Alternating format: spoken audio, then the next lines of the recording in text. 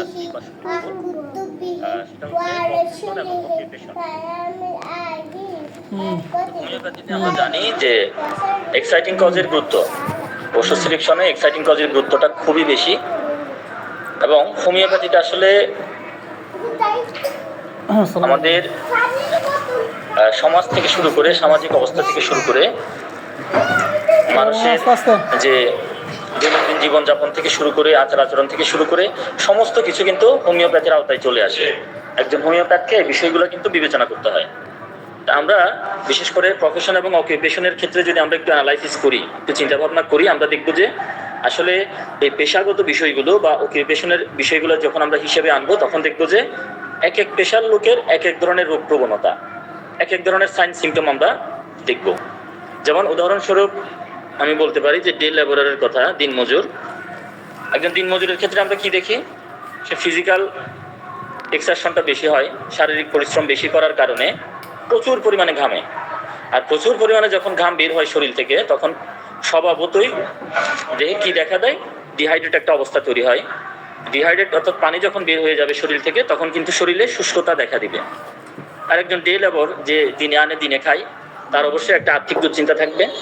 আবার অত্যধিক পরিমাণে যেহেতু শারীরিক পরিশ্রম করে ওই বেচারার মাসলগুলোতে দেখবেন পেইন হবে, এবং নড়াচড়া করলে দেখবেন ব্যথাগুলো বাড়বে। তাহলে একটা বিষয় লক্ষ্য করে দেখেন, এই যে প্রফেশনের কথা বললাম, যে ডে লেবারার বা দিনমজুরের কথা বললাম, এই যে বৈশিষ্ট্যগুলো দেখা দেয় দিনমজুরের, বৈশিষ্ট্যগুলো কিন্তু স্পেসিফিকভাবে ব্রায়োনিয়া অ্যালবাকে নির্দেশ করে। এজন্য বলা হচ্ছে কি, ব্রায়োনিয়া অ্যালবা হচ্ছে দিনমজুর বা শ্রমিকদের ওষুধ। বেলিস পার্কেও কিন্তু শ্রমিকদের ওষুধ বলে, মালিদের ওষুধ বলে। আচ্ছা, হাউসওয়াইফ, এটাও একটা প্রফেশন। হাউসওয়াইফদের ক্ষেত্রে আমরা কি দেখি? হাউসওয়াইফদের ক্ষেত্রে আমরা দেখি যে একজন গৃহিণী, একজন মা বা একজন বোন যে ঘরে রান্নাবান্নার কাজে ব্যস্ত থাকে, তাহলে রান্নাবান্না করতে গেলে প্রচুর ধোঁয়া কিন্তু ওনারা ইনটেক করে থাকে, অনেক ধোঁয়া ইনহেল করে থাকে। এবং এই ধোঁয়ার কারণে কিন্তু লাঙে অনেকগুলো কমপ্লিকেশন দেখা দেয়, এমফাইসিমা দেখা দেয়। লাঙের যে টিস্যুগুলো আছে বা লাঙের যে অ্যালভিউলাসগুলো আছে, এগুলো কিন্তু আস্তে আস্তে ডেস্ট্রয় হতে থাকে, নষ্ট হতে থাকে। বিশেষ করে এটা সিগারেট স্মোকিং এমফাইসিমার জন্য দায়ী। তবে দীর্ঘমেয়াদী বিভিন্ন ইন্ডাস্ট্রিয়াল যে পলিউশনের কারণে যে ডাস্টগুলো আসে এবং রান্নাবান্নার ধোঁয়া, এগুলো কিন্তু এমফাইসিমার জন্য দায়ী। তাহলে আমরা হাউসওয়াইফদের ক্ষেত্রে কি দেখি? আমরা যে এমফাইসিমার একটা অবস্থা আমরা ক্রিয়েট হতে আমরা দেখি। এরপরে আরেকটা বিষয় আমরা দেখি, অনেক হাউসওয়াইফের ক্ষেত্রে ব্যক্তিগতভাবে আমি পেয়েছি যে, আমি দেখি যে মাথা ব্যথা থাকে অনেক মহিলাদের। এবং এই মাথা ব্যথার একটা অন্যতম যে উত্তেজক কারণ, সেটা যদি আমরা বিবেচনা করি, তাহলে আমরা দেখব যে সেখানে চর বা থাপ্পড়ের একটা, বিশেষ করে মহিলারা যেখানে ডোমিনেট হয়, যে সকল ফ্যামিলিতে যে হাজবেন্ডটা হয়তো চর থাপ্পড় দিয়েছে, সে কারণে মহিলার হয়তো কান ইনফেকশন হয়ে গেছে এবং মাথা ব্যথা। হ্যাঁ, এগুলো কিন্তু অনেক গোড়ার কথা। বিষয়গুলো আপনারা পেয়েছেন কিনা জানি না। আমি অনেকগুলা এরকম ফিমেল পেশেন্ট আমার নিজেই আমি ডিল করেছি, যেখানে দেখেছি মসজিদের ইমাম সাহেব ওনার ওয়াইফ মাথা ব্যথা নিয়ে আসছে, এবং কজ খুঁজতে পেলাম কি, ওই যে চর থাপ্পড় দিয়েছে একদিন রাগ করে, এরপর থেকে এই মাথা ব্যথা। তাহলে আমরা হাউস ওয়াইফদের ক্ষেত্রে এই দুই ধরনের ডিজিজগুলা দেখি। এরপর আসেন তৃতীয় আরেকটা ক্যাটাগরি হচ্ছে ব্যাংকার্স। তো ব্যাংকার্সদের ক্ষেত্রে আমরা কি দেখি? এটা হলো একটা সিডেন্টারি অকুপেশন, বসে বসে কাজ করবে কিন্তু ব্রেনের কাজ, সারাক্ষণ অ্যালার্ট থাকতে হয়, কখন কি ভুল হয়ে গেল। হ্যাঁ, এক ক্লিকে হয়তো কোটি টাকা ভুল অ্যাকাউন্টে চলে গেল, এই ধরনের একটা বিষয় আমরা দেখি। ব্যাংকার্সদের ক্ষেত্রে আমরা যে ডিজিজগুলো আমরা দেখি, আমরা কমনলি যেটা দেখি সেটা হচ্ছে ডায়াবেটিস। সারাদিন বসে কাজ করে, বাসায় এসে দেখা যাচ্ছে ঠিকমতো হয়তো ফিজিক্যাল এক্সারসাইজ করে না, হাঁটা চলা করে না, ব্যায়াম করে না, ডায়াবেটিসে আক্রান্ত হয়, হৃদরোগে আক্রান্ত হয়, এবং সারাক্ষণ বসে থাকার কারণে পাইলসে আক্রান্ত হয়। আবার অফিস যাওয়ার তারা থাকে, অনেকের দেখবেন খুব দ্রুত বাথরুম সেরে একটা তারা থাকে, অনেকের কিন্তু সে কারণে মলদ্বারের শিরাগুলো ফুলে উঠে পাইলসের সমস্যা দেখা দেয়। অনেকের ভুঁড়ি বের হয়ে যায়, অ্যালোপেশিয়া দেখা দেয়, চুল পড়ে যায়। অনেকের মধ্যে হিসেবে একটা মনোভাব গড়ে ওঠে, এবং মানসিক পরিশ্রম করতে করতে দেখবেন এরা প্রচণ্ড খিটখিটে হয়ে যায়, অনেকটা নাক্সের মতো একটা অবস্থা দেখা দেয়। এবং হচ্ছে হাই ব্লাড প্রেশার এদের মধ্যে আমরা দেখি। এবং এর মধ্যে দেখেন 4, 5, 6 অ্যালোপেশিয়া, ভুঁড়ি বের হয়ে যাওয়া, হিসেবে। এই যে তিনটা বৈশিষ্ট্য, এই তিনটা বৈশিষ্ট্য কভার করে কে? লাইকোপোডিয়াম। এরপরে আরো কিছু ওষুধ ব্যাংকার্সদের ক্ষেত্রে কভার করে, ফুজা, লাইকো, সালফার, মেডো, নাক্স। এর পরবর্তী প্রফেশনটা হচ্ছে সেলর যারা আছে, নাবিক। নাবিকদের মধ্যে আসলে আমরা বেশ কিছু বৈশিষ্ট্য আমরা দেখি। তার মধ্যে একটা বৈশিষ্ট্য হচ্ছে স্কার্বি রোগ দেখা দেয়। এটা এক সময় দেখা দিত সমুদ্রে, যেহেতু দীর্ঘদিন সমুদ্রে যারা নাবিক থাকতো, হয়তো ভিটামিন সি জাতীয় যে উদ্ভিদ যে লেবু বা এই জাতীয় যে ভিটামিন সি সমৃদ্ধ খাবারগুলো অনেক সময় সমুদ্রে সেটাও প্রচুর থাকায় অনেকের মধ্যে স্কার্বি রোগটা দেখা দিত। এখন এটা খুব একটা নাই। এরপরে সেকেন্ড যে অপশনটা, মোশন সিকনেস দেখা দেয়। জাহাজ যখন দুলতে থাকে, রোলিং যখন হয় শিপের, তখন কিন্তু মোশন সিকনেস দেখা দেয়। যেহেতু আমার চেম্বার কর্ণফুলী নদীর তীরে, অনেকগুলা সেলর্স বা অনেকগুলা জাহাজের ক্যাপ্টেন থেকে শুরু করে অনেকগুলা ফিশিং জাহাজের অনেক এমপ্লয়ীদের ট্রিটমেন্ট আমার অনেক সময় করা লেগেছে। তাদের মধ্যে আমি এই সমস্যাগুলো দেখি, মোশন সিকনেস। আরেকটা দেখি হচ্ছে হাই সেক্স ড্রাইভ, অর্থাৎ 15-20 দিনের একটা জার্নি করে যখন আসে ফিশিং বোটগুলা, তাদের মধ্যে কিন্তু একটা হাই সেক্স ড্রাইভ থাকে। এবং যেগুলো এক দেশ থেকে আরেক দেশে যায়, তারাও কিন্তু বিভিন্ন দেশের যে গণিকা যারা আছে প্রস্টিটিউটদের সাথে মেলামেশা করে, এবং এসটিডি, সেক্সুয়াল ট্রান্সমিটেড ডিজিজে একটা সংক্রমণের একটা ঝুঁকি তাদের মধ্যে কিন্তু থেকেই যায়। এরপরে আরেকটা যেটা দেখি, বিশেষ করে যারা ফিশিং জাহাজে যারা কাজ করে যে সকল নাবিকরা, তাদের মধ্যে আমি দেখি অ্যাসপারমেটোরিয়া নামে একটা মেডিকেল টার্ম আছে। অর্থাৎ দেখবেন যে অসারে শুক্রকরণ, সারাক্ষণ বলবে যে স্বপ্নদোষ হচ্ছে, সারাক্ষণ বীর্যপাত হচ্ছে। কারণটা কি? ইনটেক সি ফুড, অর্থাৎ প্রচুর পরিমাণে সামুদ্রিক চিংড়ি, তারপর হচ্ছে সামুদ্রিক ফিশগুলো যেহেতু তারা খায়, হাই প্রোটিন খাওয়ার কারণে তাদের মধ্যে এই সমস্যাটা কিন্তু দেখা দেয়। আমাদের নেক্সট প্রফেশনটা হচ্ছে স্টোন কাটার, যারা পাথর কাটে, টাইলস কাটে। তাদের ক্ষেত্রে কি হয়? তাদের ক্ষেত্রে দেখা যায় যারা সরাসরি পাথর ভাঙার কাজ করে, তাদের কিন্তু বুকের মধ্যে একটা চাপ পড়ে, তাদের একটা বক্ষব্যাধি দেখা দেওয়ার একটা চান্স থাকে। আর যারা টাইলস কাটে, পাথর কাটে, পাথরের গুঁড়োগুলো, টাইলসের গুঁড়াগুলো কিন্তু বাতাসের সাথে তারা ইনহেল করে, বিশেষ করে যদি মাস্ক ব্যবহার না করে। ধুলাবালিগুলো, এই পাথরের কণাগুলো, গুঁড়োগুলো অনেক সময় ফুসফুসে চলে যায় এবং সিলিকোসিস নামে একটা রোগ দেখা দেয়। এটা খুবই ভয়াবহ একটা অবস্থা, প্রচণ্ড শ্বাসকষ্ট হয় এবং সিওপিডি দেখা দেয়। অর্থাৎ একই সাথে এমফাইজেমা, একটু আগে যেটা বললাম, পাশাপাশি আরেকটা হলো ব্রঙ্কাইটিস। এই জাতীয় কিছু সমস্যা আমরা এই ধরনের পেশায় নিয়োজিত লোকদের মধ্যে আমরা লক্ষ্য করি। আমার নেক্সট আজকের প্রফেশন হলো রিটায়ার্ড মিলিটারি পার্সন যারা থাকে, অর্থাৎ অবসরপ্রাপ্ত সেনা কর্মকর্তা যারা, তাদের মধ্যে আমরা যে বিষয়টা দেখি, বিশেষ করে সারা জীবন তো ক্যান্টনমেন্টে থাকে, বিশেষ করে যারা ঊর্ধ্বতন অফিসার যারা থাকে ক্যান্টনমেন্টে ফ্যামিলি নিয়ে থাকে। রিটায়ারের পরে তো আর ক্যান্টনমেন্টে থাকে না, ক্যান্টনমেন্ট থেকে যেহেতু চলে আসতে হয়, বাইরের পরিবেশে, বাইরের সোসাইটিতে তারা খাপ খাওয়াতে পারে না। তাদের মধ্যে বিশেষ একটা মেন্টাল প্রবলেম গ্রো করে, যেটা আমি দেখেছি, সেটা হলো ইনসিকিউরিটি ফিলিং। মানসিকভাবে তারা অনিরাপত্তা বোধ করে। অর্থাৎ ক্যান্টনমেন্টের একটা নিরাপদ জায়গায় তারা ছিল, এখন অবসরকালীন সময়ে যেহেতু ক্যান্টনমেন্ট ছেড়ে চলে আসতে হচ্ছে, তাদের মধ্যে একটা অনিশ্চয়তা কাজ করে এবং এই অনিশ্চয়তা থেকে তাদের মধ্যে বিভিন্ন রকম ফিজিক্যাল আরও কিছু মেন্টাল কমপ্লিকেশন তাদের মধ্যে তৈরি হয়। তো মোটামুটি এই ছিল হচ্ছে প্রফেশন নিয়ে কিছু আলোচনা। আরো কিছু অ্যাড করতে চেয়েছিলাম, সময়ের অভাবে বিভিন্ন ব্যস্ততায় অ্যাড করতে পারি নাই। আজকের সেকেন্ড টপিকটা হচ্ছে খাদ্য পরিপাকের দুর্বলতা। কারণ একটা মানুষের জীবনে কিন্তু দুধ খুবই অপরিহার্য একটা খাবার। আমরা জানি যে দুধ হচ্ছে একটা আইডিয়াল খাবার। দুধের মধ্যে সব রকম খাদ্য উপাদান আছে, প্রোটিন, ভিটামিন, মিনারেল, ওয়াটার, তারপর ফ্যাট থেকে শুরু করে যে 6টা খাদ্য উপাদান সবগুলোই কিন্তু এই দুধের মধ্যে আছে। অনেকে দেখবেন দুধ খেতে পারতেছে না, দুধ ল্যাকটোজ ইনটলারেন্স অনেকের মধ্যে আছে। দুধ খেলেই কারো পাতলা পায়খানা, পেট ফেঁপে যাওয়া, পেট ব্যথা, এই ধরনের অনেকগুলো কমপ্লিকেশন দেখা দেয়। কারণ ল্যাকটোজ হজম করার জন্য যে এনজাইমটা দরকার তাদের ইন্টেস্টাইনে, সেটা ঠিকমতো সেখানে সরবরাহ হচ্ছে না বা উৎপন্ন হচ্ছে না। তাহলে এই যে ল্যাকটোজ ইনটলারেন্সের জন্য একটা ব্যক্তি সারা জীবন দুধ না খেয়ে থাকতেছে, তাহলে শরীরে কিন্তু একটা ঘাটতি তৈরি হতেই পারে। সেক্ষেত্রে এজ এ হোমিওপ্যাথ হিসেবে আমাদের চেষ্টা থাকে যে ওই মানুষটা যেন ওই খাবারটা পরবর্তী সময়ে খেলেও যেন সেটা আর তার মধ্যে কোনো সমস্যা তৈরি না করে, সে যেন সহজে সেটা হজম করতে পারে।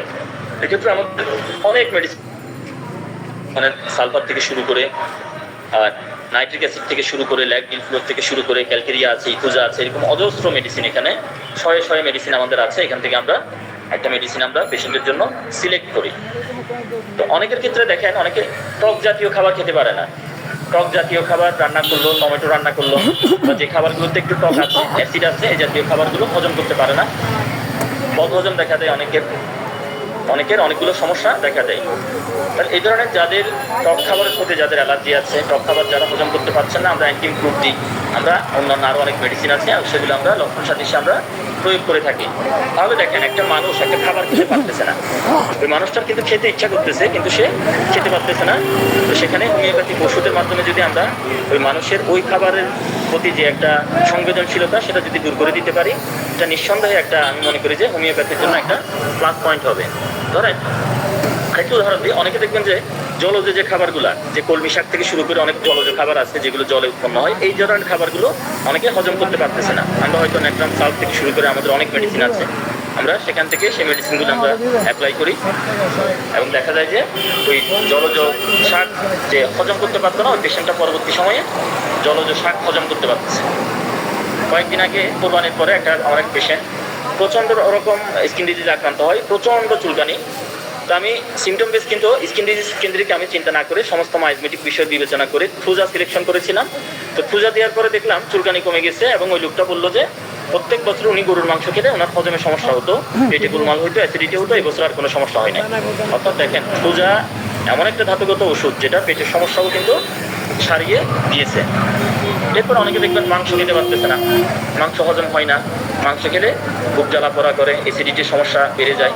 তাহলে আমরা ক্যালিব্রাইক্রোম, নাক্স, কার্বোভিস থেকে শুরু করে আমাদের অনেক মেডিসিন আছে, মেডিসিনগুলোর মাধ্যমে আমরা খুব সহজে ওই ব্যক্তির মাংস হজম করার ক্ষমতাটাকে আমরা ইমপ্রুভ করিয়ে দিতে পারি। অনেকে দেখবেন তেল চর্বি জাতীয় খাবার খেতে পারে না, তেল চর্বি জাতীয় খাবার খেলে অনেকের সমস্যা হচ্ছে। এখানেও কিন্তু আমরা হোমিওপ্যাথরা হেল্প করতে পারতেছি পেশেন্টটাকে। আমরা পালসিটিলা থেকে শুরু করে আমাদের অজস্র মেডিসিন আছে, সেই মেডিসিনগুলোর মাধ্যমে আমরা পেশেন্টের এই ধরনের যে খাদ্যাভ্যাসের যে একটা দুর্বলতা, খাদ্য গ্রহণ এবং পরিপাকের যে দুর্বলতা, এই দুর্বলতাগুলো আমরা দূর করে পেশেন্টকে একটা স্বাভাবিক একটা লাইফ আমরা দিতে পারছি। অনেক আছে দেখবেন ব্যাচেলর থাকে, অনেকে ফ্যামিলিতে থাকে না, বাইরে হোটেলে খেতে হয় অনেক ধরনের খাবার, এই খাবারগুলো অনেকে ঠিকমতো ইনটেক করার পরে এটি ঠিকমতো ডাইজেস্ট করতে পারতেছে না। সেক্ষেত্রে আমরা হোমিওপ্যাথিক মেডিসিনের মাধ্যমে যদি এগুলো ইমপ্রুভ করে দিতে পারি, সেক্ষেত্রে কিন্তু সুনাম কিন্তু আমাদেরই হবে। আচ্ছা, এটা গেল সেকেন্ড টপিক। থার্ড টপিক যাচ্ছি আমি, ফর্মিকা রুফা। মেডিসিনটা আমরা জানি যে পিঁপড়ে থেকে তৈরি একটা মেডিসিন। তো ফর্মিকা রুফার ক্ষেত্রে আমরা বিশেষ করে দেখি মাইগ্রেটরি আর্থ্রাইটিস। মাইগ্রেটরি মানে কি? ভ্রমণশীল বাতের ব্যথা, ভ্রমণশীল বাতের ব্যথা। এবং এটা অনেকটা ব্রায়োনিয়া এবং বেলাডোনার মতো ব্যথা, ব্রায়োনিয়া এবং বেলাডোনার মতো লক্ষণ থাকে। বিশেষ করে যে জয়েন্টটা আক্রান্ত হয় আর্থ্রাইটিসের কারণে, দেখবেন যে সে জায়গাটা লাল হয়ে যায়, ফুলে যায়, ইনফ্লাম হয়ে যায় এবং ব্রায়োনিয়ার মতো নড়াচড়া করলে কী হয়, ও কষ্টটা বেড়ে যায়।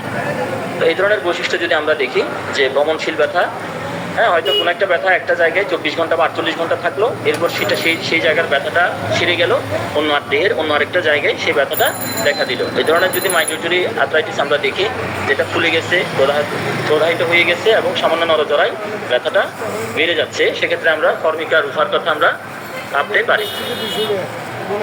আচ্ছা, এরপর আসেন হালাল হারামের একটা বিষয় এখানে থেকে যায়, যেহেতু আমাদের মেডিসিনগুলা অনেক রকম মাদক থেকে তৈরি করা হয়, অপিয়াম থেকে তৈরি করা হচ্ছে, হেরোইন থেকে, মরফিন থেকে তৈরি করা হচ্ছে।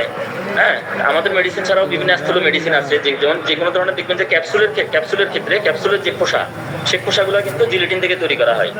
অনেক ক্ষেত্রে জিলেটিন কিন্তু শুকুরের চর্বি থেকে তৈরি করা হয়, শুকুরের চর্বিও কিন্তু হারাম। অনেকে কিন্তু ওই যে হোমিওপ্যাথি হারাম, অ্যালকোহল থেকে তৈরি বা অ্যালকোহলে ওষুধটা থাকে, এরকম একটা বলে। তো সেক্ষেত্রে আসলে ওষুধের ক্ষেত্রে আসলে আমি মনে করি যে এখানে আসলে ফতোয়ার খুব একটা এখানে খুব একটা প্রয়োজন নাই। এটা তো মানুষ বাধ্য হয়ে খাচ্ছে, চিকিৎসার জন্য খাচ্ছে। এখানে আসলে চিকিৎসার জন্য কোনো ওজন নাই, কোনো মাসালা নাই। চিকিৎসার ক্ষেত্রে যে কোনো কিছুই চিকিৎসা ওষুধ হিসেবে রোগীরা গ্রহণ করতে পারে, ধর্মীয় এই বিষয়ে খুব একটা কঠোরতা নাই। আচ্ছা, এরপরে আসেন কোনো কারণ ছাড়াই মন খারাপ। বর্তমান সময়ে দেখবেন অনেক দেখবেন ছেলে মেয়েদের মধ্যে, একদম ইয়াং জেনারেশনের মধ্যে এই রোগটা খুব বেশি, যে মন খারাপ, কোনো কারণ ছাড়াই মন খারাপ। তো কেন এই সমস্যাটা? এটার অন্যতম একটা প্রধান কারণ হচ্ছে যে সানলাইটে না থাকা, সূর্যের আলোতে আমরা কম অবস্থান করছি। সারাদিন আমরা মোবাইল নিয়ে পড়ে আছি, ডিভাইস নিয়ে পড়ে আছি, আমরা ঘরে বসে অলস জীবনযাপন করছি, সারাদিন অফিস করছি, রোদের আলো আমাদের গায়ে লাগছে না। তাহলে সানলাইটের যে একটা অভাব, এই অভাবের কারণে একটা ডিপ্রেশন তৈরি হচ্ছে বা একটা মন মরা ভাব, মন খারাপ তৈরি হচ্ছে। আমরা হয়তো মেডিসিন দিই, আমাদের অনেক মেডিসিন আছে, হ্যাঁ, কিন্তু আসলে সূর্যের আলোতে যদি আমরা না থাকি আমাদের শরীরে ভিটামিন ডি আসলে যেভাবে তৈরি হওয়ার কথা বা যেভাবে থাকার কথা সেভাবে থাকছে না বা তৈরি হচ্ছে না। আমরা অনেক মেডিসিন দিই, এখানে দেখেন মাইন্ড স্যাডনেস, হপলেস, কারণ ছাড়াই বিষণ্ণতা, কারণ ছাড়াই মন খারাপ, ব্রায়োনিয়া, মিউরিটিক অ্যাসিড, ওটা থেকে শুরু করে অনেকগুলো মেডিসিন এখানে আছে। আমরা মেডিসিন দিব ঠিক আছে, সেক্ষেত্রে আমাদের কিন্তু ম্যানেজমেন্টটাও আমাদের জানতে হবে। হ্যানিম্যান স্যার কিন্তু অর্গাননে পেশেন্টের বাসস্থান, আলো, বাতাস এই বিষয়গুলোর উপর অনেক জোর দিয়েছেন। পেশেন্টকে বলতে হবে পেশেন্ট যেন দিনের একটা নির্দিষ্ট সময়, সকালে হোক, বিকালে হোক, দুপুরে হোক, যেন রোদে একটু হাঁটাহাঁটি করে, রোদের আলোটা যেন গায়ে একটু লাগায়, তাহলে পর্যাপ্ত পরিমাণে ভিটামিন ডি তৈরি হবে। আর সাপ্লিমেন্টারি খাবার চাইতে বেটার হচ্ছে যে খাবারগুলোতে পর্যাপ্ত ভিটামিন ডি পাওয়া যায়, প্রোটিন জাতীয় খাবার, ডিম, দুধ, পনির, এই খাবারগুলো পেশেন্টদেরকে খাওয়ার জন্য উৎসাহিত করতে হবে। এবং ভিটামিন ডির অভাবের কারণে কিন্তু আপনারা দেখবেন বিভিন্ন রকম বাতের ব্যথা দেখা দেয়, শরীরে বিভিন্ন পেইন হয়, বিভিন্ন জায়গায় ব্যথা হয় ভিটামিন ডি এর অভাবের কারণে। সেক্ষেত্রে আমাদের ভিটামিন ডির যে একটা অভাব আমাদের শরীরে থেকে যায়, সেটা পূরণ করার জন্য আমরা পেশেন্টদেরকে আমরা পরামর্শ দিব খাবারের মাধ্যমে, সূর্যের আলোর মাধ্যমে, সাপ্লিমেন্টারির মাধ্যমে নয়। আচ্ছা, আমার নেক্সট টপিকটা হলো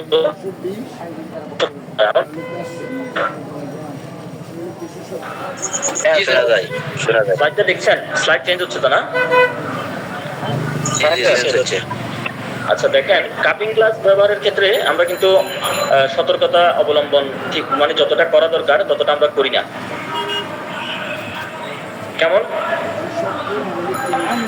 কেমন ভাবে আমরা কাপিং গ্লাসটা ব্যবহার করছি? কাপিং গ্লাসটা আসলে কি বা কাপটা আসলে কি? আমরা কাপে বা গ্লাসে আমরা পানি নিই, পানিতে আমরা ওষুধটা প্রয়োগ করি, সেখান থেকে আমরা লঘু করে ওষুধটা আমরা প্রয়োগ করি। এখন যে গ্লাসে ওষুধটা প্রয়োগ করা হলো, তো পেশেন্টকে বলা হলো যে আপনি গ্লাসে 1 গ্লাস পানিতে 1 চামচ ওষুধ মিশাবেন বা 3 ফোঁটা ওষুধ মিশাবেন, এখান থেকে 1 চামচ খাবেন। তাহলে পেশেন্টে ওখান থেকে 1 চামচ খাওয়ার পরে বাকি পানিটুকু ফেলে দিল, পরে কিন্তু ওই গ্লাসে করে রেগুলার সে পানি খাচ্ছে ঘন ঘন। তাহলে যতবারই ওই গ্লাসে কেউ পানি খাবে, শুধু ওই রুগীটা না, ওই রুগীর ফ্যামিলির অন্যরাও দেখা যাচ্ছে একই গ্লাসে পানি খাচ্ছে, সবার শরীরে কিন্তু ওষুধটা অ্যাকশন করবে, সবার ভাইটাল ফোর্সকে ওষুধটা কিন্তু হিট করবে। সেক্ষেত্রে যে গ্লাসে ওষুধ খাবে রুগীদের বলে দিতে হবে সেই গ্লাসটা যেন আলাদা করে রাখে, প্রয়োজনে গরম পানি দিয়ে যেন সিদ্ধ করে নেয়, অথবা গ্লাসটা একটা 1 টাইম গ্লাস যেন ইউজ করে। আমি চেম্বারে প্লাস্টিকের কিছু 1 টাইম কাপ আর চামচ রাখছি, যদি এবার প্লাস্টিক খুব একটা এটা হাইজেনিক বিষয় না, আসলে হাইজেনিক জিনিস না এটা। সেক্ষেত্রে আমরা পাইলট ব্যবহার করতে পারি। পাইলট হচ্ছে আপনারা দেখবেন ইন্ডিয়াতে অনেক সময় ব্যবহার করে, যে ওরা তো মানে একজনের খাওয়া গ্লাসে আরেকজন খায় না, ওই 1 টাইম কিছু ওরা মাটির কিছু কাপ ব্যবহার করে পাইলট। এই জাতীয় মাটির কোনো পাইলট বা কাপ যদি আপনারা কালেকশন করতে পারেন, চেম্বারে রাখবেন, পেশেন্টদেরকে দিয়ে দিবেন, ওইখানেই খেতে বলবেন। চামচটাও আলাদা, কাপটাও যেন আলাদা থাকে, এবং ওষুধ খাওয়ার পরে ওষুধের কোর্স যখন শেষ হবে তখন যেন সে কাপটা ফেলে দেয়। এইভাবে আমরা আমাদের একটু সচেতনতা অবলম্বন করা দরকার। কারণ দেখা যাবে যে পেশেন্টটাকে আমি দিলাম হয়তো একটা কারণে মেডিসিনটা, ওই গ্লাসে পেশেন্টের পরিবারের আর কেউ মেডিসিন খাওয়ার কারণে ওই পরিবারের সদস্যদের শরীরে অ্যাগ্রেভেশন দেখা দিল, হয়তো কারো স্কিন ডিজিজ আছে, অ্যাগ্রেভেশন দেখা দিল ঘন ঘন ওই গ্লাসে পানি খাওয়ার কারণে। আর হোমিওপ্যাথিক ওষুধ কিন্তু গ্লাস ধোয়ার পরেও, ধরেন গ্লাসে কাপিং করে খাওয়ার পরেও দেখা, গ্লাসটা ধুয়ে ফেলার পরেও কিন্তু ওষুধের অ্যাকশনটা গ্লাসে থেকে যাবে। ওই গ্লাসে যদি 50 জন মানুষ পানি খায়, 50 গ্লাস সবার শরীরে কিন্তু ওষুধটা যাবে। তাহলে হোমিওপ্যাথিক ওষুধের মানে মিরাকুলাস বৈশিষ্ট্য হচ্ছে এটাই, এটা অলৌকিক একটা বৈশিষ্ট্য এটা। আরেকটা বিষয় সেটা হচ্ছে যে ওষুধ যখন আমরা পেশেন্টদেরকে আমরা দিই, মেডিসিন যখন আমরা খেতে বলি, যারা বিশেষ করে পান খায় অবশ্যই নিষেধ করে দিবেন যেন জিহ্বাটা পরিষ্কার রাখে, পান যেন না খায়, বা পান খেলেও যেন ওষুধ খাওয়ার আগে জিহ্বাটা ভালো করে যেন তুলি করে পরিষ্কার করে ফেলে। কারণ আমাদের হোমিওপ্যাথিক মেডিসিন কিন্তু খাওয়ার পরে পেটে যাওয়া লাগে না, 1 ফোঁটা 2 ফোঁটা আমাদের জিহ্বায় করলে জিহ্বার মধ্যে যে স্নায়ু আছে, স্নায়ুর ভিতর দিয়েই, জিহ্বার ভিতর দিয়েই আমাদের ওষুধ মূলত কাজ করে আমাদের জিহ্বার কাজ শুরু করে, পেটে যাওয়ার কিন্তু দরকার নাই, আমাদের ওষুধ দিয়ে কুলি করলেও কাজ করে, ওষুধটা খাওয়ার প্রয়োজন পড়ে না হোমিওপ্যাথিক ওষুধ। সেক্ষেত্রে যারা পান খান, যাদের জিহ্বার মধ্যে একটা পানের একটা আস্তরণ জমে যায়, সেক্ষেত্রে তাদেরকে অবশ্যই বলবেন যে আপনারা জিহ্বা পরিষ্কার করবেন, কারণ ওষুধটা ঢোকার একটা রাস্তা তো রাখতে হবে, ওষুধ ঢোকার রাস্তাটা পরিষ্কার রাখতে হবে, জিহ্বাটা অবশ্যই পরিষ্কার রাখতে হবে। এই বিষয়টা আপনারা রোগীদেরকে অবশ্যই বলবেন। এটা আমার প্রথম ধাপের আলোচনা শেষ, এখন আমি আমার দ্বিতীয় ধাপের আলোচনায় যাব। তো আমাদের ক্লিনিকে কিন্তু অনেকগুলা আমাদের জেনারেল এক্সামিনেশনের দরকার পড়ে। তো জেনারেল এক্সামিনেশন বলতে আমরা কি বুঝি? একটা পেশেন্ট যখন আসে, পেশেন্ট তার সমস্যাগুলো যখন বলে, আমরা কিন্তু পেশেন্টের অনেকগুলো বিষয় আমরা জিজ্ঞেস করি পেশেন্টের কাছ থেকে, এবং পেশেন্টের সমস্যাগুলো দেখে আমরা পেশেন্টটাকে আমরা বোঝার চেষ্টা করি। আমরা পেশেন্টটাকে আমাদের চোখ দিয়ে দেখি। জি, আমার স্ক্রিনটা কি শেয়ার হয়েছে? জি স্যার, হয়েছে। আচ্ছা, তো ঠিক আছে, দেখেন তাহলে আমরা পেশেন্টটাকে বিভিন্নভাবে বোঝার চেষ্টা করি। আমরা মূলত 4 ভাবে পেশেন্টকে বোঝার চেষ্টা করি। প্রথমত পেশেন্টটাকে দেখি, আমরা দেখি পেশেন্টের ফিজিক্যাল যে স্ট্রাকচার আছে আমরা সেই স্ট্রাকচারটা দেখি। তারপর হচ্ছে পেশেন্টের দেহের মধ্যে কোনো চেঞ্জ আসছে কিনা, হ্যাঁ, স্কিনটা ডিসকালারেশন হয়ে গেছে কিনা, এই বিষয়গুলো আমরা দেখি। এরপর আমরা পেশেন্টের কথাগুলো আমরা শুনি বা পেশেন্টের দেহের বিভিন্ন জায়গা থেকে আমরা সাউন্ড বের করি বা সাউন্ডগুলো আমরা শুনি। এরপর হচ্ছে পেশেন্টকে আমরা স্পর্শ করি, ধরে দেখি পেশেন্টের দেহের বিভিন্ন জায়গায় আমাদের অংশ ধরে দেখি, দেখা লাগে। আমরা ফিজিক্যালি আমরা পেশেন্টকে স্পর্শের মাধ্যমে আমরা ধরে দেখি। এই ধরনের আমরা অনেকগুলো বিষয়ের সমন্বয়ে আমরা যে জেনারেল এক্সামিনেশনটা আমরা সম্পূর্ণ করে থাকি। এক্ষেত্রে কিন্তু আমরা চেম্বারে আমাদের বেডটাকে ইউজ করি, পেশেন্টের বেডটাকে আমরা ইউজ করি। তো আমরা 4 ভাবে জেনারেল এক্সামিনেশনগুলো করি। একটা হলো ইন্সপেকশন, একটা হলো অস্কালটেশন, আরেকটা হলো পারকাশন, আরেকটা হলো পালপেশন। তো এখানে একদম সহজ ভাষায় বলি, ইন্সপেকশন মানে হলো দেখা, চোখ দ্বারা দেখা পেশেন্টটাকে। অস্কালটেশন মানে একদম সহজ ভাষায় বলি শোনা। আমরা অনেক সময় আমাদের স্টেথোস্কোপ দিয়ে পেশেন্টের চেস্টের সাউন্ডগুলো আমরা শুনি, হার্টের সাউন্ডগুলো আমরা শুনি, হ্যাঁ, আর্টারি ভেনের যে রক্ত প্রবাহ, এগুলোর আমরা প্রবাহের সাউন্ডগুলো আমরা শুনি। এরপর পারকাশন হচ্ছে টোকা দিয়ে দেখি। অনেক সময় কোথাও পানি জমে থাকলে, বাতাস জমে থাকলে, ফাঁকা থাকলে সেই জায়গা থেকে বিভিন্ন রকম সাউন্ড আসে। আমরা বিভিন্ন জায়গায় আমরা পারকাশন টোকা দিয়ে আমরা দেখি। আরেকটা হলো পালপেশন মানে হলো হাত দিয়ে আমরা ধরে দেখি। আমরা মূলত এই 4 ভাবে আমরা এক্সামিনেশনগুলো করে থাকি। তো জেনারেল এক্সামিনেশনের ক্ষেত্রে আমরা জেনারেল এক্সামিনেশনটা আমরা কেন করে থাকি? জেনারেল এক্সামিনেশন আমরা মূলত করে থাকি পেশেন্টের যে কন্ডিশন, সেই কন্ডিশনটাকে আমরা বোঝার আমরা চেষ্টা করি। আরেকটা হলো পেশেন্টের ইন্টারনাল যে ডিজিজ মেক হলো বা প্রডিউস হলো, সেটা যে ম্যানিফেস্টেশন হলো সেটা আমরা ডিটেক্ট করার একটা চেষ্টা করি। সিস্টেমিক ডিজিজগুলো আমরা বোঝার চেষ্টা করি। এরপর আমরা এখানে 3 কম্পোনেন্টস অ্যাড করেছি। একটা হলো যে আমরা পেশেন্টের এক্সামিনেশন কেন করি। প্রথমে আমরা হিস্ট্রি টেকিংয়ের জন্য করি, অর্থাৎ আমরা কেস হিস্ট্রি নেওয়ার জন্য আমরা এক্সামিনেশনটা করি। আমরা সেখান থেকে ক্লু নিই, ক্লুর মাধ্যমে আমরা সেখান থেকে বিভিন্ন সিমটমগুলো পেশেন্টের কাছ থেকে আমরা জানার চেষ্টা করি, অবজারভেশন করে বোঝার চেষ্টা করি। এরপর ফিজিক্যাল এক্সাম করি, অর্থাৎ পেশেন্টের শারীরিক বিভিন্ন সাইন, জিহ্বার আগাটা লাল হয়ে গেছে, শরীরটা হলুদ হয়ে গেছে, কালো হয়ে গেছে, হ্যাঁ, নীল হয়ে গেছে, আমরা বিভিন্ন ক্লু সাইনগুলো আমরা ফিজিক্যাল এক্সাম করার জন্য আমরা এক্সামিনেশনটা করে থাকি। এরপর হলো ইনভেস্টিগেশন। বিভিন্ন ইনভেস্টিগেশন হচ্ছে বিভিন্ন টেস্ট আমরা দিয়ে থাকি। আমরা হিস্ট্রি টেকিং যখন করি, পেশেন্টের যে কমপ্লিকেশনগুলো আমরা শুনি, ফিজিক্যাল এক্সামিনেশন যেগুলো করি, এগুলোর ভিত্তিতে আমরা যদি মনে করি যে পেশেন্টের কোনো ল্যাব টেস্টের প্রয়োজন আছে, কোনো ইনভেস্টিগেশনের প্রয়োজন আছে, সেই প্রয়োজনীয় প্যাথোলজিক্যাল যে পরীক্ষা নিরীক্ষা, এক্সরে, হ্যাঁ, ইসিজি থেকে শুরু করে আমরা সেগুলো আমরা দিয়ে থাকি। আচ্ছা, এখন তাহলে ওই যে বললাম সাইন সিমটম, সাইন হচ্ছে আমরা চোখে দেখি। সাইন সিমটম হচ্ছে একটা হলো সাবজেক্টিভ সিমটম, আরেকটা হলো অবজেক্টিভ সিমটম। একটা পেশেন্ট নিজে বলবে, এটা চিকিৎসক দেখবে না, আরেকটা হলো চিকিৎসক হয়তো সেটা দেখবে অবজেক্টিভ সিমটম, অর্থাৎ একটা হলো মানসিক লক্ষণ, আরেকটা হলো শারীরিক লক্ষণ।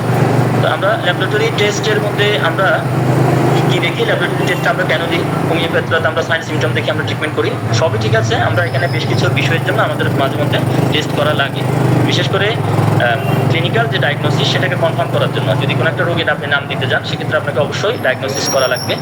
তারপর হলো এইজ ইনফরমেশন, ডিফারেন্সিয়াল ডায়াগনোসিস। বিভিন্ন রকম যে রোগগুলো আছে, এগুলো যে ডিফারেন্সিয়াল ডায়াগনোসিস আছে সেটার জন্য অনেক সময় লাগবে। এরপর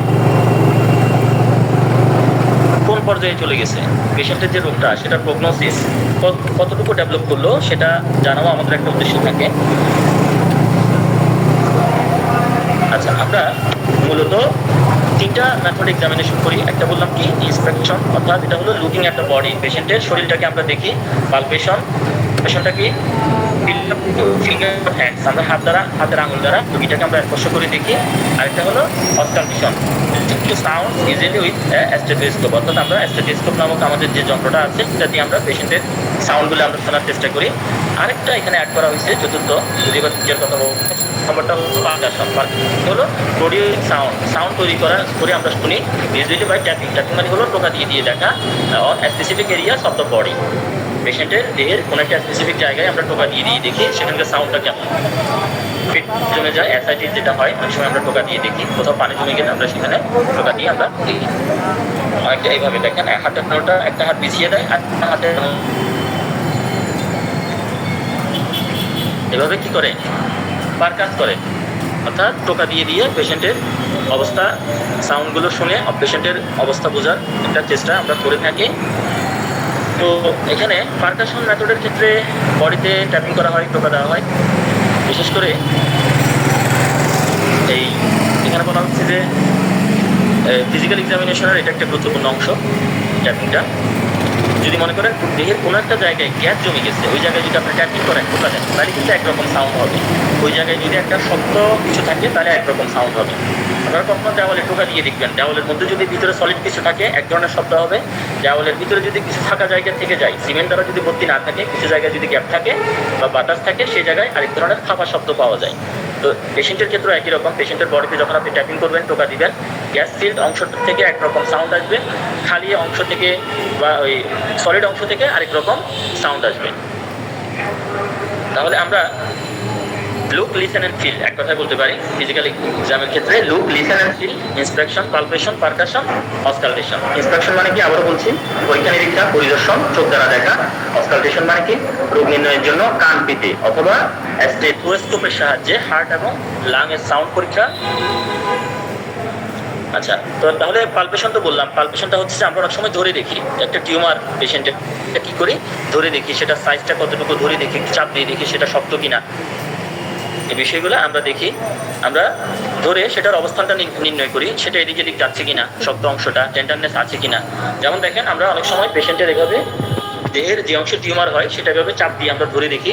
শক্ত টিউমার হলে আমরা ক্যালকেরিয়া ফ্লোর মনে করি। আবার পেশেন্টের কোনো একটা ইনফেক্টেড জায়গায় যখন লাল হয়ে যায়, ধরনের জ্বালা যন্ত্রণা থাকে, ব্যথা থাকে, কোনো একটা অ্যাবসেস বা বয়েল দেখা যায়, সেখানে যদি টেন্ডারনেস থাকে, স্পর্শকাতরতা থাকে, আমরা ধরে নিতে পারি যে মেবি এটা হিপার হতে পারে। হিপারের কোনো একটা পেশেন্ট লাল দাব জ্বালা, কোনো একটা বয়েল বা অ্যাবসেস যদি দেখা যায়, আমরা ধরে নিই যে এটা কি, এটা বেলাডোনার পেশেন্ট হতে পারে। আমরা কিন্তু হাতের উল্টা পিঠ দিয়ে স্পর্শ করে আমরা পেশেন্টটাকে আমরা ধরে দেখছি। তাহলে কারো গায়ে জ্বর হলো, পাইরেক্সিয়া হলো, আমরা হাতের উল্টো পিঠ দিয়ে আমরা ধরে দেখছি। তাহলে এই যে আমরা স্পর্শ করে পেশেন্টকে আমরা এক্সামিনেশন করছি। আচ্ছা, আমরা ব্রেস্ট এক্সামিনেশন অনেক সময় করা লাগে। অনেক ফিমেল পার্সনদেরকে নিজেদেরকে অনেক সময় নিজেদের পরীক্ষাগুলো করা লাগে। ব্রেস্ট পরীক্ষা আয়নার সামনে দাঁড়িয়ে সেলফ ব্রেস্ট এক্সামিনেশন করা লাগে। এখানে বিভিন্ন ধাপ দেওয়া হয়েছে। তো স্তনের কোনো গঠন পরিবর্তন হয়েছে কিনা, স্তনের সাইজ ছোট হয়ে গেছে, নিপল ঢুকে গেছে বা স্তনটা বড় হয়ে গেছে কিনা, সাইজগুলো আয়নার সামনে দাঁড়িয়ে ওই ফিমেল পার্সন নিজের এক্সামিনেশন, সেলফ এক্সামিনেশন অর্থাৎ নিজের পরীক্ষা নিজেই ওনারা কিন্তু করতে পারেন। এবং সেখানে কোনো অনুভূতি হচ্ছে কিনা, কোনো রকম সুশ্রী অনুভূতি, ব্যথা অনুভূতি, কোনো রকম অনুভূতি হচ্ছে কিনা, বা নিপলের কোনো স্ট্রাকচার বা গঠন চেঞ্জ হয়ে গেছে কিনা, স্কিনের মধ্যে কোনো ভাঁজ পড়ে গেছে কিনা, ব্রেস্টের মধ্যে শক্ত কিছু আটকাচ্ছে কিনা, সেটা সেখানে ক্লকওয়াইজ অর্থাৎ ঘড়ির মতো আঙুল না তুলে চাপ দিয়ে চতুর্দিক দিয়ে ঘুরিয়ে সেটা দেখতে হয়। এবং নিপল থেকে কোনো ডিসচার্জ বা স্রাব বেরোচ্ছে কিনা, এবং ব্রেস্টের কোনো স্পেসিফিক পয়েন্টে ব্যথা হচ্ছে কিনা, ব্রেস্টে ফোলা ভাব আছে কিনা, ব্রেস্টের মধ্যে লাল হয়ে গেছে কিনা, দাগ আছে কিনা, গরম ভাব আছে কিনা, এই সকল বিষয়গুলা, নিপলের উপর কোনো অ্যালার্জিক রিয়াকশন হচ্ছে কিনা, এই সকল বিষয়গুলা অনেক সময় দেখা লাগে। বা অনেক সময় পেশেন্টকে আমরা বলি আপনি কিভাবে একটু নিজেরটা নিজে চেক করে একটু জানান। আচ্ছা, এরপরে পালপেবল বিষয়টা কিন্তু শুধুমাত্র এই যে ফোড়া বা কি বলে টিউমার এগুলোর ক্ষেত্রে সীমাবদ্ধ না, বা ব্রেস্টের ক্ষেত্রে সীমাবদ্ধ না। আমরা অ্যাবডোমেনের ক্ষেত্রেও কিন্তু অনেকগুলো পালপেবল বিষয় থাকে। অ্যাবডোমেনের কিন্তু আমরা জানি যে টোটাল অ্যাবডোমেনের মধ্যে এখানে অ্যাবডোমিনাল কোয়াড্র্যান্ট অর্থাৎ চারটা ভাগ করলে এখানে আমরা একটা পাচ্ছি upper right quadrant, upper left quadrant, lower right quadrant, lower left quadrant. আমরা টোটাল ভাগ পাচ্ছি কয়টা? চারটা। আর অ্যাবডোমিনের টোটাল আমরা রিজন পাচ্ছি হচ্ছে 9টা। Right hypochondrium, epigastrium region, left hypochondrium, right lumbar, umbilical region, left lumbar, right iliac region, hypogastrium, left iliac region. আমরা টোটাল এই 9টা রিজন পাচ্ছি, এবং প্রত্যেকটা রিজনের কমপ্লেইনগুলো আমরা কিন্তু এগুলো আমরা আমাদের জন্য পালপেবল বিষয়। অর্থাৎ আমরা পেশেন্টকে বেডে শোয়ানোর পরে আমরা হাত দিয়ে ধরে ওই জায়গার অবস্থাটা আমরা বোঝার চেষ্টা করি। স্প্লিনটা বড় হয়ে গেছে কিনা, লিভারটা বড় হয়ে গেছে কিনা, সেটা কি কোনো অ্যাপেন্ডিক্সের ব্যথা কিনা, অ্যাপেন্ডিসাইটিস কিনা, আমরা এগুলো পালপেবল বিষয় আমরা হাত দিয়ে ধরেই কিন্তু অনেকটা পরে দিতে পারি। এবং প্রয়োজনে আমরা বিভিন্ন আধুনিক পরীক্ষা নিরীক্ষা আছে, সেগুলোর মাধ্যমে আমরা ওভার কনফার্ম হতে পারি।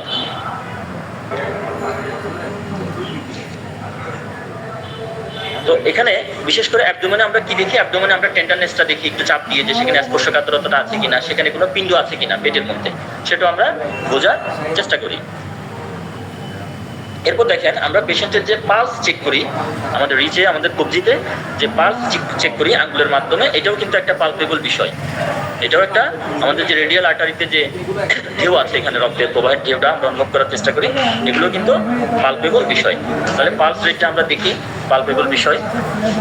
এখন 7 পালস পয়েন্ট, আমরা 7টা জায়গায় কিন্তু আমাদের স্পর্শের মাধ্যমে আমরা পালস পয়েন্টগুলো আমরা দেখতে পারি। Temporal, carotid, bronchial, femoral, radial, popliteal এবং ডরসালিস পেডিস, এই অংশগুলোতে। যেমন টেম্পোরালটা বিশেষ করে it is felt on the head, অর্থাৎ এটা আমরা মাথায় অনুভব করি। ক্যারোটিডটা আমরা আমাদের ঘাড়ে আছে, ক্যারোটিড ধমনী, ক্যারোটিড আর্টারি, আমরা সেখান থেকে আমরা ক্যারোটিড আর্টারির যে পালস সেটা আমরা অনুভব করতে পারি।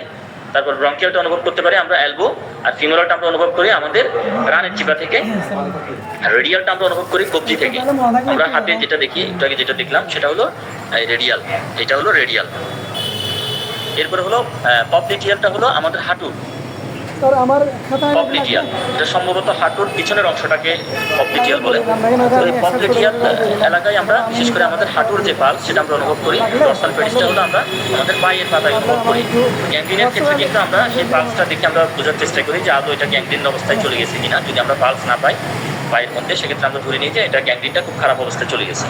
তাহলে আমাদের এই ধরনের পালপেবল বিষয়গুলো কিন্তু আমাদের জানতে হবে। এরপর দেখেন খুব কমন একটা সমস্যা বর্তমানে আমরা দেখি যে মলদ্বারের শিরাগুলো ফুলে যায়, আমরা বলি পাইলস বা হ্যামোরয়েডস, ফেটে অনেক সময় রক্ত পড়ে, সেখানে রক্তচাপ বেশি থাকে। তাহলে এই এটা কিন্তু হাতে গ্লাভ করে র্যাকটামে আঙুল দিয়ে কিন্তু সেই স্ফীতিগুলো ফোলাগুলো কিন্তু ধরা যায়, অনুভব করা যায়। পালপেবল বিষয়, পালপেবল র্যাকটাল এক্সপ্লেনেশন বলা হচ্ছে এটাকে। এখানে 4 টাইপস পালপেবল বিষয় আছে। এখানে বলা হচ্ছে light palpation, deep palpation, light ballottement, আরেকটা হলো ডিপ বোটলমেন্ট। যাক, এখানে বলা হচ্ছে লাইট পালপেবল মানে হলো যে যেটা আমাদের স্কিন থেকে মনে করেন সার্ফেস এরিয়ার ডেপথ হবে 1 সেন্টিমিটার, ওই অংশগুলোকে স্পর্শ করে বুঝলে এটাকে বলা হচ্ছে লাইট পালপেবল। আর যদি একটু প্রেশার দিয়ে ভিতরের দিকে চাপ দিয়ে অনুভব করে, চাপ থেকে 5 সেন্টিমিটার গভীরতার বিষয়গুলো যদি চাপ দিয়ে প্রেশার দিয়ে অনুভব করার চেষ্টা করে, সেটাকে বলা হচ্ছে ডিপ পালপেবল বিষয়। আচ্ছা, এখন আমরা পেশেন্টকে স্পর্শ করবো, পেশেন্টকে ধরবো, পেশেন্টকে আমরা স্পর্শ করার আগে পেশেন্টের কাছ থেকে আমরা অবশ্যই অনুমতি নিয়ে নিব। এবং একটা বিষয় মনে রাখতে হবে, পেশেন্টকে যে আমরা ধরবো আমাদের হাত যেন পরিষ্কার থাকে। অবশ্যই আমরা হ্যান্ড ওয়াশ করে নিব, পরিষ্কার হাত দিয়ে পেশেন্টকে স্পর্শ করা লাগবে। হ্যাঁ, প্রথমে আমরা হাতগুলোকে পরিষ্কার রাখবো।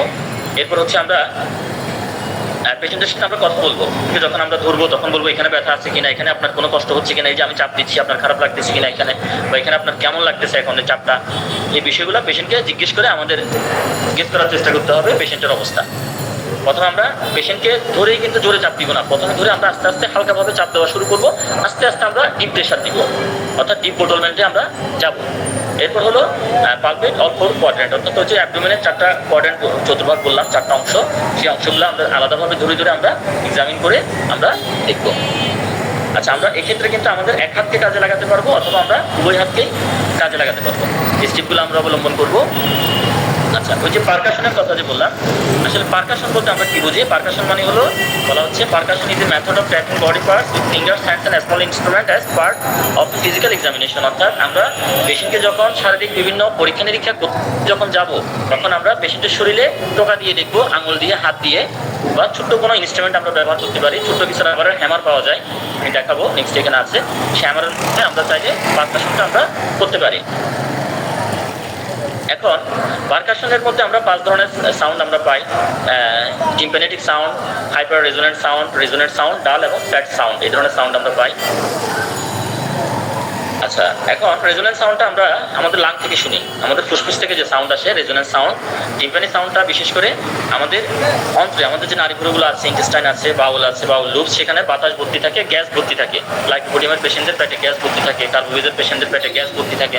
সেখানে আমরা যে সাউন্ডটা শুনবো সেখান থেকে, সেটা হলো টিম্প্যানি সাউন্ড। এরপর হলো ডাললেস বিভিন্ন সাউন্ড আমরা থাকি, কোনো একটা জায়গায় পানি জমে গেছে, স্রোত চলে আসছে, বা সলিড কোনো অর্গান থেকে আমরা ডাল সাউন্ড সেখান থেকে শুনবো। আচ্ছা, আমরা এক্ষেত্রে কোন ধরনের ইনস্ট্রুমেন্ট আমরা ব্যবহার করব আমাদের ক্লিনিকে, সেগুলো হলো আমরা স্টেথোস্কোপ, স্পিগনোম্যানোমিটার, থার্মোমিটার, টর্চ আমরা রাখতে পারি, উডেন টাং ডিপ্রেসর রাখতে পারি, তারপর হলো মেজারিং টেপ আমরা রাখতে পারি। আচ্ছা, এরপর স্টেথোস্কোপ, প্রেশার মেশিন রাখলাম, টর্চ এগুলো বললাম আমরা রাখতে পারি।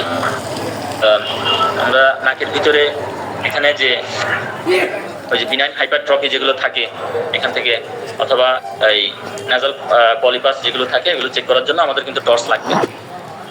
এরপর টর্চ লাগবে হচ্ছে কর্নিয়াল রিফ্লেক্স দেখার জন্য, অর্থাৎ কর্নিয়াল রিফ্লেক্স, চোখের মধ্যে টর্চের আলো ফেলে চোখের মধ্যে সেখানে রিফ্লেক্সটা যে দেখে কর্নিয়াল রিফ্লেক্স বলা হচ্ছে।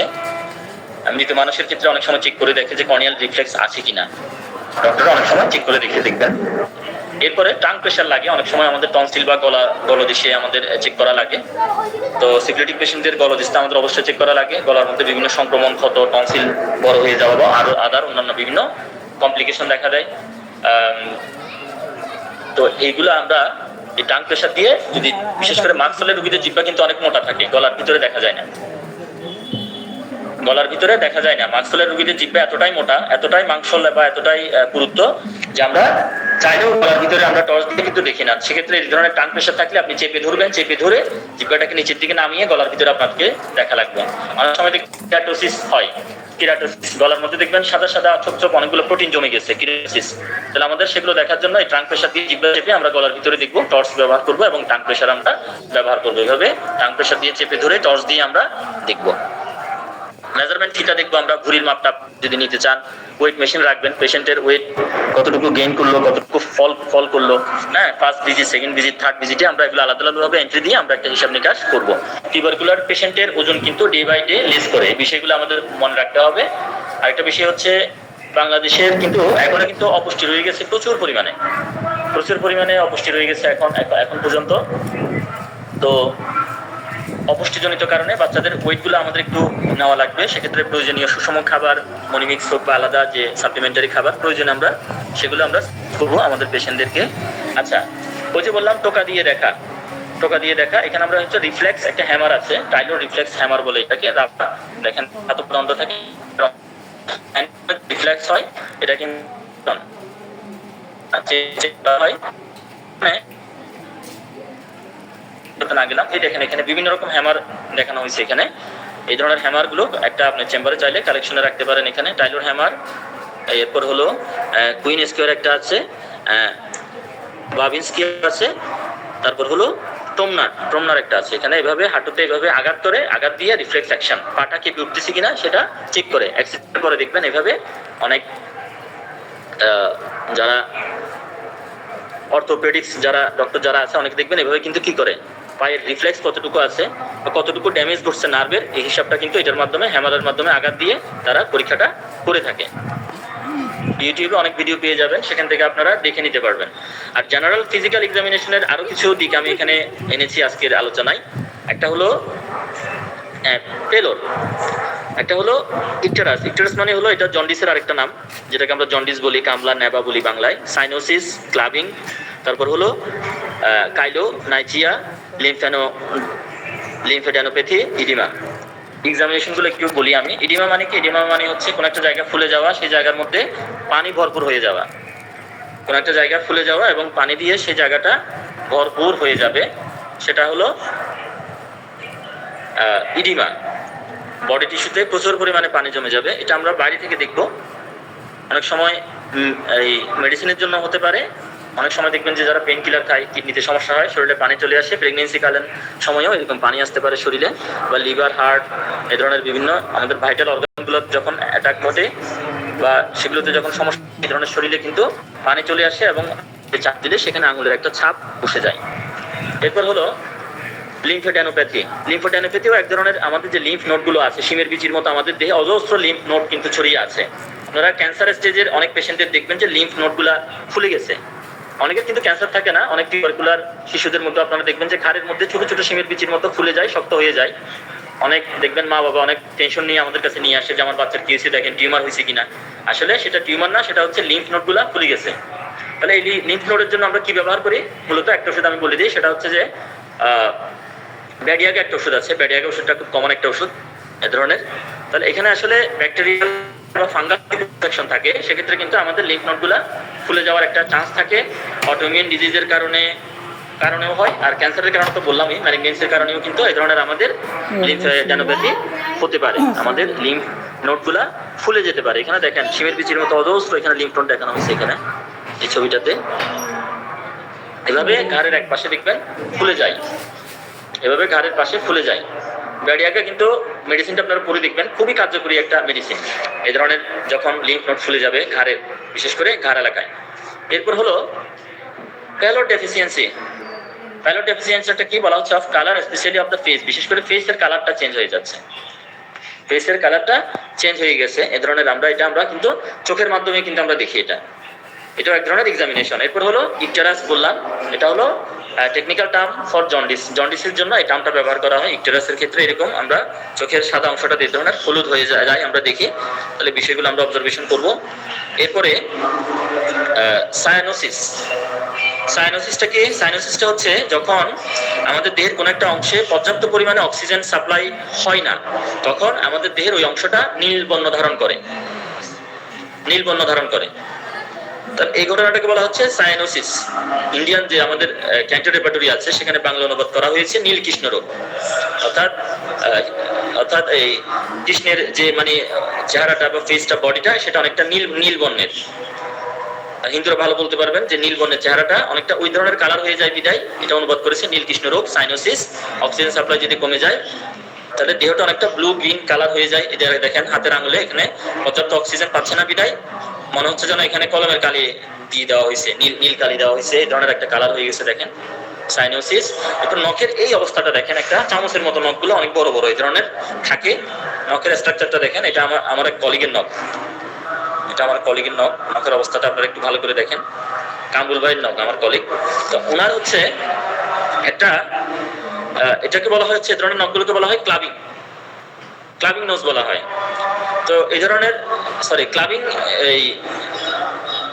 ক্লাবিং নেল বলা হয় আর কি, ক্লাবিং নেলস। এটার কোনো বাংলা নাই বা এই মুহূর্তে আমি বলতে পারতেছি এটার বাংলাটা। ক্লাবিং নেলস স্ট্রাকচারটা আমি আরেকবার দেখাই, দেখেন আরেকবার। নখগুলো অনেকটা এই ধরনের থাকে, এই ধরনের নখগুলোকে বলা হবে ক্লাবিং নেলস। তাহলে ক্লাবিং নেলস যাদের থাকবে, এই ধরনের নখ যাদের থাকবে, তাদের ক্ষেত্রে কি হবে? তাদের ক্ষেত্রে বিশেষ কিছু ডিজিজ থাকবে, বিশেষ করে হার্টের রোগ থাকবে, তাদের লাংয়ের রোগ থাকবে, এবং তাদের যে দেহের মধ্যে যে একটা অক্সিজেন লেভেল থাকবে, লেভেলটা কিন্তু কমে যাবে। Low blood level of oxygen বলা হচ্ছে।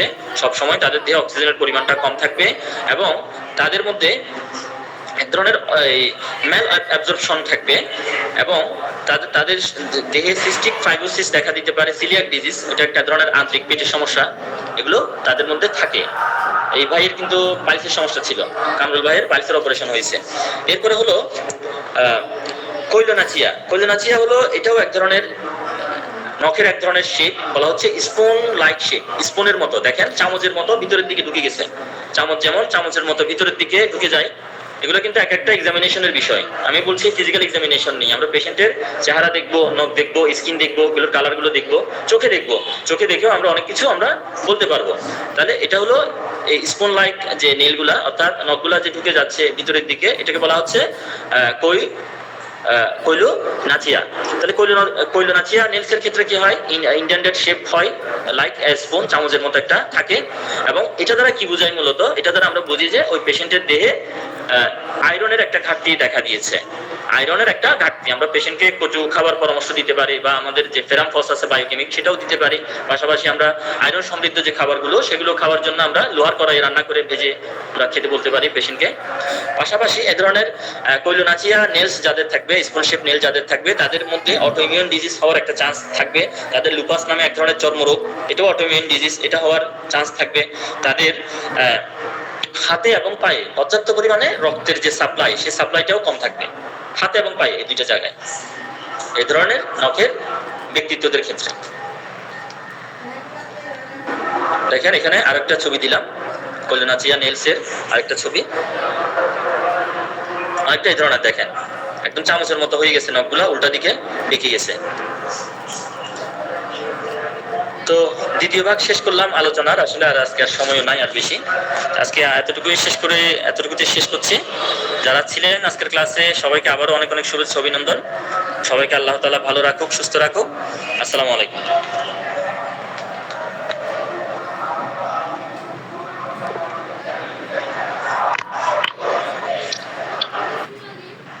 স্যার আসসালামু আলাইকুম। ওয়ালাইকুম হ্যালো। আসসালাম। হ্যাঁ, স্যার গ্লাসের কথা যে বললেন, ওই গ্লাস ওষুধ যে গোলানো হয় ওই গ্লাসটা ভীম সাবান দিয়ে ধুলে ওইটা যাবে না? এটা আসলে সিদ্ধ করার জন্য বলছে আর কি। অনেকক্ষণ সিদ্ধ করলে ওইটার ওষুধের অ্যাকশনটা থাকে না। আচ্ছা, আর আরেকটা বিষয় আমি বলতে ভুলে গেছি। আরেকটা বিষয় সাবান দিলেও থেকে যাবে? হ্যাঁ বলেন। সাবান দিলেও থেকে যাবে? এটা মানে আপনি যদি 50 বারও ওয়াশ করেন, মনে করেন একটা গ্লাসে আপনি ওষুধ বানালেন, এরপর পানি ফেলে দিলেন, আবার পানি নিলেন, আবার ফেললেন, এভাবে 50 বার করলেন, তারপরও ওষুধের অ্যাকশনটা থেকে যাবে। অরিয়নের একটা সূত্র আপনারা পড়ে দেখবেন যে ওষুধকে ততটুকু ক্ষুদ্র করা যায় না যতটুকু ক্ষুদ্র করলে ওষুধ আর কাজ করে না। মানে আপনি যতবারই ওয়াশ করেন, মনে করেন আপনি 5000 বার ধুয়ে দিয়েছেন, তারপরও কাজ করবে। ওষুধের অ্যাকশনটা গ্লাসে থেকে যাবে। এটাকে দীর্ঘ সময় ধরে না ফোটানো পর্যন্ত ওষুধের অ্যাকশনটা থাকবেই থাকবে। আচ্ছা। স্যার লিম্ফ নোডস এর জন্য কি কি মেডিসিনটার কথা যেন বললেন স্যার? কোনটা? আমি শুনতে পাইনি স্যার, আবার যদি কোনটা? সরি, স্যার লিম্ফ নোডস এর জন্য গলার লিম্ফ নোড যে ফুলে যায়, বিশেষ করে ঘাড়ের লিম্ফ নোডগুলো ফুলে গেলে ব্যাডিয়াগা সামুদ্রিক স্পঞ্জ আর কি, স্পঞ্জিয়ার গ্রুপের মেডিসিন ব্যাডিয়াগা। স্যার সাইনোসাইটিস আমাদের ব্যাডিয়াগা। হ্যালো, জি বলেন। স্যার সাইনোসাইটিসের জন্য ওই যে কেন্ট রেপার্টরি পেজ নাম্বার ওটা কত একটু বলে দেবেন? কেন্ট রেপার্টরি পেজ নাম্বার তো মুখস্থ নাই, এগুলো ফারুকি স্যার মুখস্থ করে ফেলে, আমি তো আসলে মুখস্থ নাই আমার। কেন্ট রেপার্টরিতে সার্চ করলে পেয়ে যাবেন। জি স্যার। স্যার, তো সেই গ্লাসটা যদি গরম পানি দিয়ে ধুই তারপর কি যাবে না? হ্যাঁ, গরম পানি দিয়ে ফুটাতে হবে, কিছুক্ষণ ফুটাবেন, তাহলে হয়তো অ্যাকশনটা যাবে।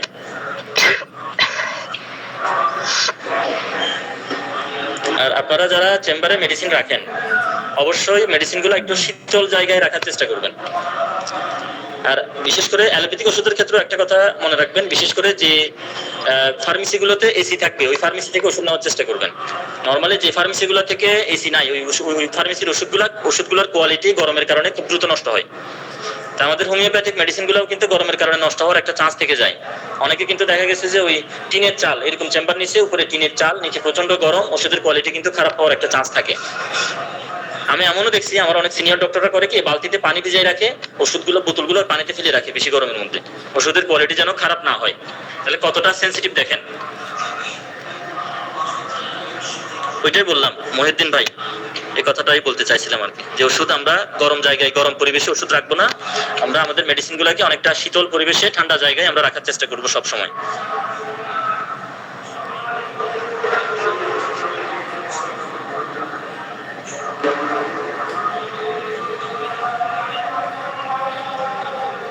তো ঠিক আছে, তাহলে শেষ করি তাহলে। হ্যাঁ স্যার, এই যে চামচের মতো লোক স্যার, এখানে সাধারণত আমার কি ওষুধ ব্যবহার করতে হতে পারে? স্যার, আমাদের চামচের মতো লোক, এই ক্ষেত্রে স্যার আমরা কি সাধারণত ব্যবহার করতে পারি? চামচের মতো চামচের মতো লোক যে স্যার, এই ক্ষেত্রে আমরা কি ওষুধ ব্যবহার করতে পারি? মেডিসিনের কথা বলতেছেন আপনি? জি স্যার, জি স্যার। আচ্ছা আচ্ছা, আপনি বিশেষ করে সাইলিশিয়া থুজা, দুইটা ওষুধকে একদম কমন ভাবে আপনি রাখতে পারেন। সাইলিশিয়া থুজা এবং ক্যালকেরিয়া গ্রুপের যে মেডিসিনগুলো আছে, ক্যালকেরিয়া গ্রুপের মেডিসিনগুলোকে আপনি কমন ভাবে আপনি রাখতে পারেন নখের সমস্যার জন্য। তারপর ন্যাট্রাম গ্রুপের ওষুধগুলো রাখতে পারেন, ন্যাট্রাম সালফে বিশেষ করে হচ্ছে বেঁকেও যাবে এবং নখগুলো ক্ষয় হয়ে যাবে, নখের মধ্যে এক ধরনের ক্ষয় থাকবে, পচন থাকবে, ফাঙ্গাসের অ্যাটাক থাকবে, পানি লাগলে বাড়বে সমস্যাগুলো। আর থুজাতে বাঁকা হতে হতে কাগজের মতো ভেঙে যাবে নখগুলা। Thank you sir.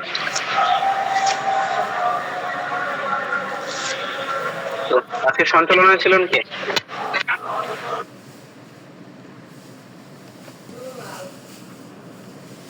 ঠিক আছে, বাইকে নাম স্যার আপনাকে অসংখ্য ধন্যবাদ আমাদেরকে সময় দেওয়ার জন্য। আশা করি ক্লাস থেকে অনেকেই উপকৃত হয়েছেন বা ক্লাস করেছেন, তারা অনেক তথ্য পেয়েছেন। তো আমরা ভবিষ্যতেও আপনার কাছ থেকে আরো অনেক তথ্য পাবো, সেই দোয়া শুভকামনা আপনার জন্য। ঠিক আছে স্যার, তাহলে আপনি আজকে লিভ দিতে পারেন স্যার, আমাদের পরবর্তী মিটিং আছে আজকে, ব্যস্ততা আছে স্যার।